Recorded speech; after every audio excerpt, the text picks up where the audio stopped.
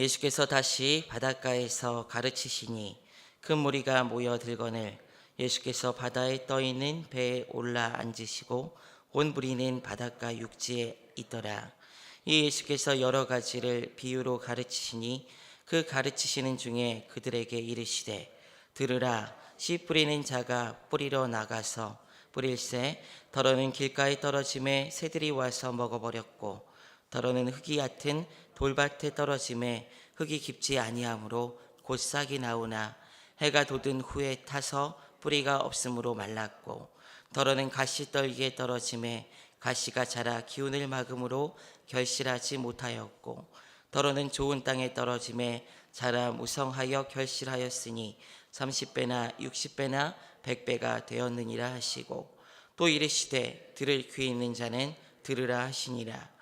예수께서 홀로 계실 때 함께한 사람들이 12 제자와 더불어 그 비유들에 대하여 물으니 이르시되 하나님의 나라의 비밀을 너희에게는 주었으나 외인에게는 모든 것을 비유로 하나니 이는 그들로 보기는 보아도 알지 못하며 듣기는 들어도 깨닫지 못하게 하여 돌이켜 죄사함을 얻지 못하게 하려 함이라 하시고 또 이르시되 너희가 이 비유를 알지 못할진대 어떻게 모든 비유를 알겠느냐.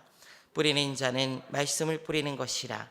말씀이 길가에 뿌려졌다는 것은 이들을 가리킴이니 곧 말씀을 들었을 때 사탄이 즉시 와서 그들에게 뿌려진 말씀을 빼앗는 것이요 또 이와 같이 돌밭에 뿌려졌다는 것은 이들을 가리킴이니 곧 말씀을 들을 때 즉시 기쁨으로 받으나 그 속에 뿌리가 없어 잠깐 견디다가 말씀으로 인하여 환난이나 박해가 일어나는 때에는 곧 넘어지는 자요 또 어떤 이는 가시떨기에 뿌려진 자니 이들은 말씀을 듣기는 하되 세상의 염려와 재물의 유혹과 기타 욕심이 들어와 말씀을 막아 결실하지 못하게 되는 자요 좋은 땅에 뿌려졌다는 것은 곧 말씀을 듣고 받아 30배나 60배나 100배의 결실을 하는 자니라. 또 그들에게 이르시되 사람이 등불을 가져오는 것은 말 아래에나 평상 아래 두려함이냐 등경 위에 두려함이냐. 드러내려 하지 않고는 숨긴 것이 없고 나타내려 하지 않고는 감추인 것이 없느니라. 들을 귀 있는 자는 들으라. 또 이르시되 너희가 무엇을 듣는가 스스로 삼가라. 너희의 헤아리는 그 헤아림으로 너희가 헤아림을 받을 것이며 더 받으리니 있는 자는 받을 것이요 없는 자는 그 있는 것까지도 빼앗기리라. 아멘. 요즘 우리 집에 엄마와 두 아들 사이에 비밀이 많아지고 있습니다. 물론 제가 이렇게 살살 이렇게 달래가지고 물어보면 다 얘기는 하긴 하는데 그런데 아빠가 모르는 영역이 생겨나는 것이 조금 내심 질투가 나기도 하고 그렇습니다. 아들과 엄마 사이에 있는 비밀은 이 아빠에게는 허락된 것이 아니잖아요. 그래서 엄마와 아들들 사이에 아빠가 알지 못하는 묘한 그런 유대감이 생기는 것을 보고 좀 질투가 나더라고요. 다른 사람에게 허락되지 않은 이 비밀은 비밀로 말미암아 이 비밀을 공유한 그 사람들 안에는 다른 어떤 유대감들이 있습니다. 그래서 이 비밀이 허락된 사람들에게 특별한 권리라는 생각을 합니다. 아주 특별한 권리가 있는 것이죠. 그리스도인들에게는 이런 비밀이 있습니다. 바로 천국의 비밀입니다. 오늘 말씀에서는 이 천국의 비밀에 대해서 주님께서 이야기를 하고 있습니다. 4장 11절에 보게 되면 주님께서 제자들에게 이렇게 이야기합니다. 우리 함께 읽어볼까요? 시작. 이르시되 하나님 나라의 비밀을 너희에게는 주었으나 외인에게는 모든 것을 비유로 하나니. 오늘 말씀에는 여러 부류의 사람이 등장하고 있어요.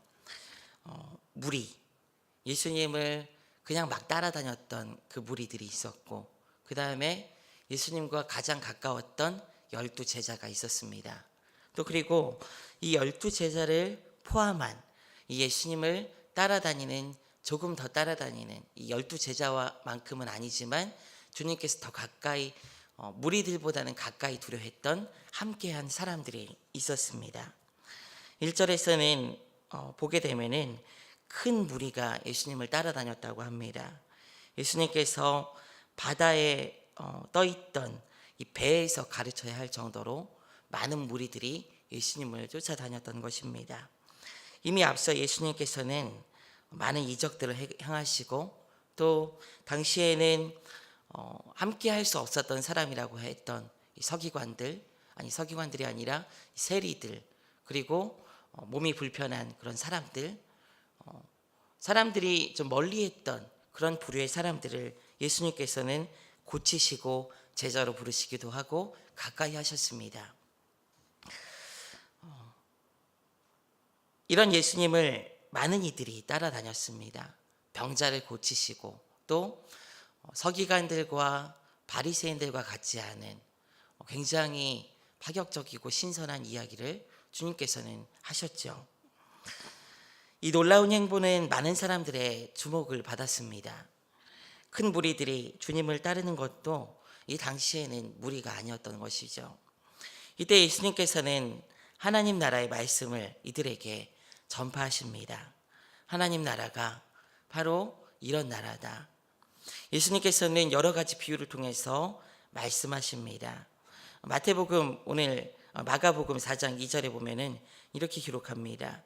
이에 예수께서 여러 가지를 비유로 가르치시니, 이 많은 무리들 그리고 제자들에게 예수님께서 비유로 가르쳤다라고 이야기를 하고 있어요.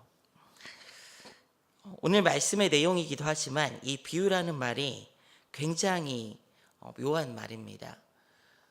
보통 비유라고 하면은 우리는 어떤 사실을 알기 쉽게 설명하기 위해서 비유를 사용하죠. 보통 이 비유라는 헬라어는 파라볼레라는 이 헬라어 단어인데요. 이 단어 안에 여러 가지 의미가 있지만 가장 두드러지게 나타나는 의미가 두 가지입니다.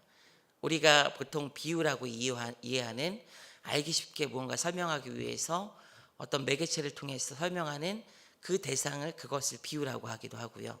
파라볼레라고 하기도 하고, 그 다음에 다른 의미가 하나 있습니다. 그것이 무엇이냐면은 수수께끼예요. 수수께끼. 여러분, 이 수수께끼는 어떤 것이죠? 감추어진 거예요. 감추어진 거.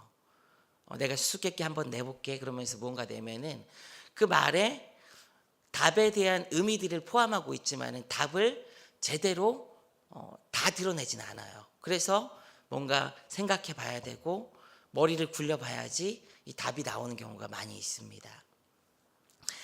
오늘 말씀에서 이 비유로 가르치셨다고 하는 것은 이 수수께끼라는 의미가 사실은 굉장히 강합니다. 왜냐하면은 앞서 예수님께서 비밀이라고 이야기했기 때문이에요. 비밀이 허락된 자들이 있는 것입니다. 오늘 말씀에서 예수님의 비유는 설명을 쉽게 하기 위해서 주신 것이 아닙니다. 오늘 4장 11절 12절에 보게 되면은 11절은 아까 읽었으니까 12절을 한번 볼게요. 함께 읽습니다. 시작. 이는 그들로 보기는 보아도 알지 못하며 듣기는 들어도 깨닫지 못하게 하여 돌이켜 죄사함을 얻지 못하게 하려 함이라 하시고, 주님께서 도리어 이 비유로 말씀하신 이유가 들어도 깨닫지 못하게 하기 위함이다 라고 이야기해요. 이 말씀을 들으면 이런 생각이 들어요. 말씀을 듣고 깨달아져야 하는데 알지 못하게 했다는 말이 뭐지?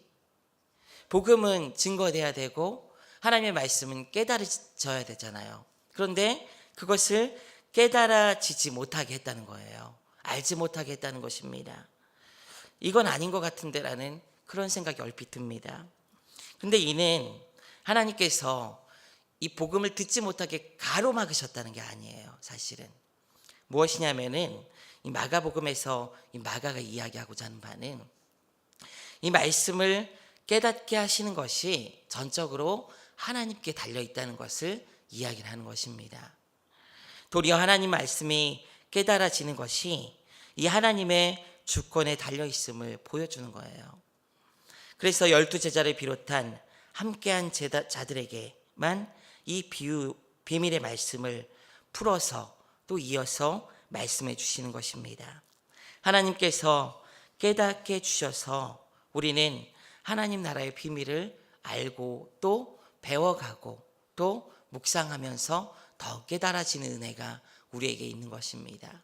오늘 우리가 이른 새벽에 이 자리에 잠을 마다하고 나온 이유가 무엇이죠? 바로 이 비밀이 우리에게는 허락되었기 때문입니다. 하나님께서 우리에게 깨달아 알게 하셨기 때문에 더 사모하는 마음을 가지고 그 말씀을 듣기 위해서 우리가 이 자리에 나와 있지 않습니까? 또 그리고 그 말씀을 통해서 말씀을 붙들고 기도하고 또 우리의 삶을 하나님께 맡기기 위해서 나와 있는 것이 아닙니까? 사랑하는 성도 여러분, 우리가 예수 그리스도를 알고 하나님의 말씀을 듣고 깨닫게 되는 그 모든 것이 주님의 은혜에 있음을 여러분 기억하시길 바랍니다.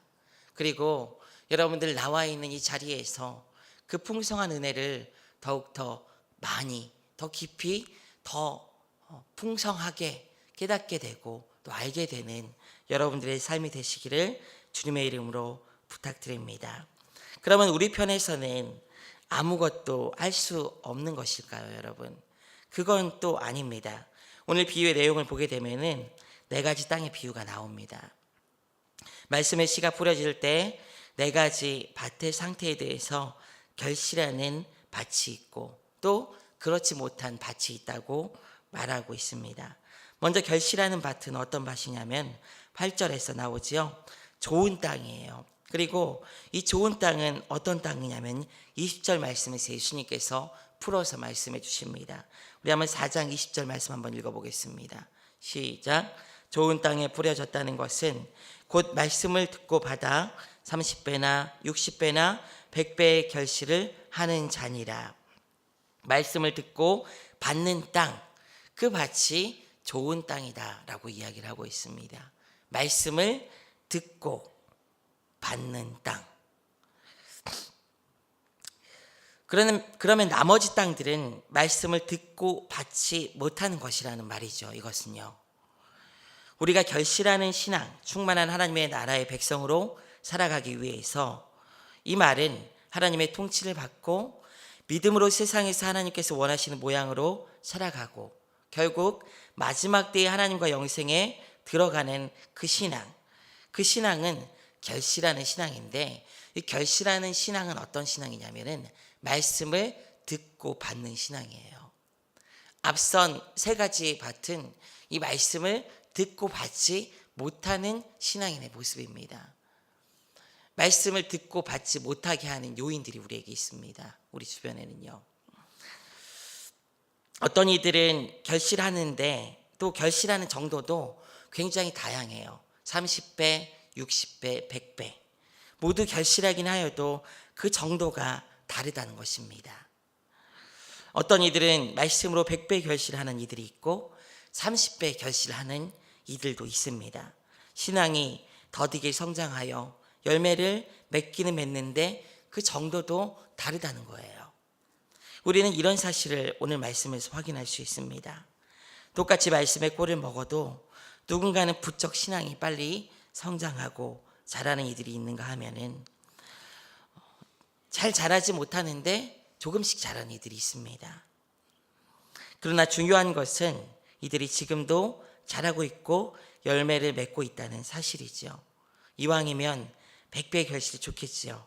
그러나 30배 결실도 not bad, 나쁘지는 않다는 거예요. 결실은 하고 있으니까. 그런데 문제는 이 결실의 정도보다 결실하지 못하는 것이 문제입니다. 하나님의 나라가 임하지 못하게 되는 경우, 말씀의 씨앗이 뿌려져도 결실하지 못하게 되는 경우가 있습니다. 말씀을 제대로 듣지 않아요. 자리에는 앉아 있어도 말씀이 마음밭에 떨어지지 않습니다. 오늘 말씀에서는 사단이 와서 집어가는 거라고 이야기를 하고 있습니다. 세상적인 생각과 자기 삶에 대한 생각으로 꽉 차 있기 때문에 앉아 있어도 들려지지가 않는 것입니다. 그리고 더 넓게는 말씀을 들을 수 있는 여건 자체가 형성되지 않는 거예요. 이것이 바로 사단이 그 씨를 물어가 버리는 것이죠. 또 외부적인 요인에 문제가 되는 경우도 있습니다. 바로 환난이나 박해가 있는 거예요. 그래서 말씀을 붙들지 못하고 그냥 넘어가게 되는 것입니다. 외부적인 요인과 환경이 바뀌니까, 박해가 있게 되니까 더 이상 말씀을 들을 수 없게 되는 겁니다. 마지막으로는 내부적인 요인이에요. 염려와 재물의 유혹, 욕심. 우리 안에 경건에 이르지 못하도록 하는 육체의 죄된 욕망들과 이 욕심들이 우리가 말씀을 들을 수 있지 들을 수 없게 한다는 것입니다. 여러분은 말씀으로 오는 하나님의 나라의 풍성함을 오늘 경험하고 있습니까? 말씀이 들려지는 자리에서 그 말씀의 씨앗이 뿌려질 때 이 돌밭이나 가시밭이나 길밭과 같은 그런 마음으로 이 말씀을 혹시 받고 있지는 않습니까? 하나님 나라의 비밀들이 여러분들에게는 조금 열린 것이 아니라 활짝 혹시 열려 있습니까? 1차적으로는 주님께서 우리에게 분명히 열어주셔야 합니다. 이 비밀을. 그러나 우리 안에 염려, 욕심, 유혹에 쉽게 노출되어 이 말씀을 들리는 이 말씀대로 받지 못한다면, 또 환난과 박해 등 이 환난과 박해 등을 비롯한 외부적인 어떤 환경의 영향을 너무 많이 받고 있다면 우리는 그 환경을 바꿀 수 있어야 하고, 또 내부적인 요인들을 이길 수 있는 믿음과 결단을 보여야 할 것입니다. 하나님의 나라는 지금 말씀으로 우리에게 임하고 있습니다. 그리고 앞으로도 임할 것이고 그럴 것입니다. 그런데 그것이 말씀으로 임하게 된다는 사실을 여러분 꼭 기억하시길 바랍니다. 그런데 이 말씀의 비밀이 우리에게 충만하게 드러나고 그 능력이 나타나기 위해서는 1차적으로 주어진 하나님의 주권적인 은혜 위에 우리 스스로 우리의 삶을 정리하고 주님께 집중하는 것이 반드시 필요합니다. 오늘 4장 24절에서는 이래야 한다는 것을 분명히 말씀하고 있어요. 우리 한번 읽어보겠습니다. 시작. 또 이르시되 너희가 무엇을 듣는가 스스로 삼가라. 너희의 헤아리는 그 헤아림으로 너희가 헤아림을 받을 것이며 더 받으리니. 여기서 이 삼가라라는 말은 영어로 consider라는 말로 번역이 됩니다.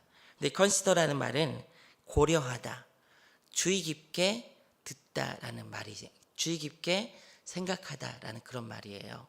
그냥 멀리하고 너 오지 마 이렇게 경계를 긋고 삼가는 것이 아니라 말씀이 들려질 때 어떻게 하라는 거예요? 말씀이 들려질 때 깊이 생각해 보라는 거예요. 깊이 생각해 보고 고려해 보고 세심하게 보라는 거예요. 그럴 때 우리가 더 헤아림을 받을 것이다 라고 이야기를 하고 있는 거예요. 하나님의 말씀을 듣고 잘 살피고 주의 깊게 보는 것이 우리에게 필요하다는 것입니다. 이렇게 우리가 하나님의 말씀으로 헤아림을 더 받게 될 것이라고 말합니다. 이렇게 해야 하는 이유는 우리 하나님께서 우리에게 그것을 숨겨두려고 하신 것이 아니에요. 4장 22절을 보게 되면 또 이렇게 기록해요. 드러내려 하지 않고는 숨긴 것이 없고 나타내려 하지 않고는 감추인 것이 없느니라. 저는 사실 이 말을 처음에 볼 때 이게 무슨 말이지라고 생각을 했어요. 그런데 이 말을 이렇게 해석하면 돼요. 숨긴 것은 결국 드러내려 하는 것이고, 그 다음에 감추인 것은 결국 나타내려고 감춘 것이다라는 거예요. 하나님의 말씀의 비밀이 숨겨져 있고 감추어져 있는 이유는 결국 그것을 드러내려고 하나님께서 감춰놓은 것이라는 거예요. 이 감춰진 것을 우리가 어떻게 해야 됩니까? 하나님께서 물론 우리에게 알 수 있는 길을 열어주셔야 하지만은 그 길에서 우리는 어떻게 해야 돼요? 주의 깊게 보고 살피고 생각하고 묵상하고, 그렇게 해야지 우리가 말씀의 풍성함을, 우리 삶에 임하는 하나님의 나라의 풍성함을 더 많이 풍성하게 경험하고 알 수 있게 된다는 것입니다. 30배 50배, 60배, 100배 결실이 있다고 했어요. 물론 마가는 오늘 말씀에서 결실하지 않는 것에 대해서 더 강조점을 두고 결실하는 신앙이 돼야 된다는 것을 많이 강조하고 있어요. 그런데 저는 여기 있는 모든 분들이 다 100배의 결실을 할 수 있는 그런 사람들이 되길 원합니다. 주님께서 열어주시니까 그냥 그것만 알아야지 이게 아니라 더 깊이 묵상하고 상고하고 배려할 사람들이 그 말씀을 더 깊이 묵상하고 상고해서 더 경건의 높은 수준에 이른 것처럼 우리 또한 주님의 말씀을 깊이 더 묵상하고 하나님께서 우리에게 말씀하실 때 그것을 깊이 상고하고 연구하고 묵상하고 더 다가감을 통하여 우리의 삶에 더 풍성한 하나님의 은혜를 많이 귀하게 아름답게 경험하는 우리의 인생들이 되기를 주님의 이름으로 부탁드립니다. 우리 다 같이 기도하도록 하겠습니다. 하나님의 말씀의 비밀이 숨겨져 있지만 우리에게 드러내 주셔서 깨닫게 하심에 감사드립니다. 주님, 우리에게 주신 이 말씀의 비밀로 말미암아 하나님께서 우리와 세상 사이에 주신 귀한 사랑과 은혜를 더욱더 깊이 깨닫게 됩니다. 주님, 우리의 삶에 이 임하는 말씀으로 인하는 임하는 하나님 나라의 풍성함이 귀하게 우리에게 새겨질 수 있도록 도와주시고 주의 말씀을 붙들고 믿음으로 살아갈 수 있는 아름다운 인생이 될 수 있도록 역사하여 주시옵소서. 기왕이면 주님, 우리 모두가 30배가 아니라 60배가 아니라 100배의 결실을 할 수 있는 그런 믿음의 사람들이 될 수 있도록 하나님 그 눈을 활짝 열어주시고 말씀과 늘 가까이 하여 주님과 깊이 있는 동행을 하는 아름다운 인생이 될 수 있도록 함께 하시기를 소원합니다. 감사드리며 우리 주 예수 그리스도의 이름으로 기도드립니다. 아멘.